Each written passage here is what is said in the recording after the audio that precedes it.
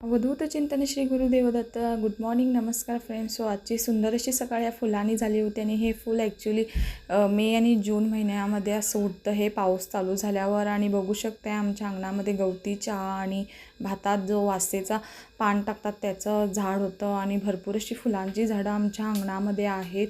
त्यामध्ये उंबराचं झाड आहे, कडीपत्त्याची झाडं होती, जास्वंदीची झाडं आहेत. आणि सो फ्रेंड्स, माझे तुम्ही व्हिडिओज बघताय, प्लीज मला फॉलो करा आणि लाईक करा आणि प्लीज कमेंट करा, जेणेकरून मला तुमचा सपोर्ट मिळेल. त्यानंतर मी पण आवरून पटपट देवपूजा करून घेतली.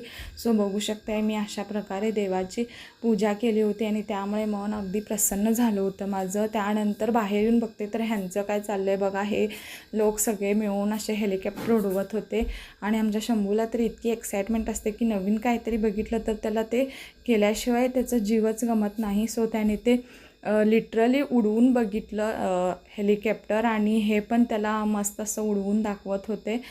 सो नंतर हे बाहेरचं सगळं करून ती पुन्हा हॉलमध्ये येऊन चौघंजण त्या हेलिकॉप्टरच्या बाजूनी गोल गोल फिरायला लागली आणि त्या तिघांना इतकी मजा येत होती की मी तर हे बघतच होते त्यांचं हे मजा चाललेलं.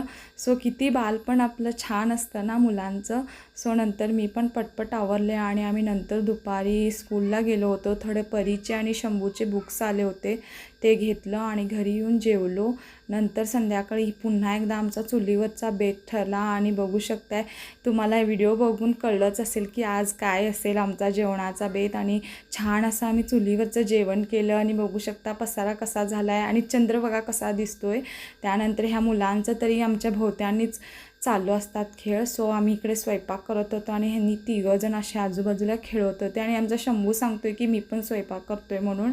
सो आम्ही असा हा पसारा घालून करत होतो. त्यानंतर आम्ही एकत्र चांगलाच जेवायला बसलो आणि एकत्र जेवलो आणि आजचा सुंदर असा दिवस असा होता. श्री स्वामी समर्थ.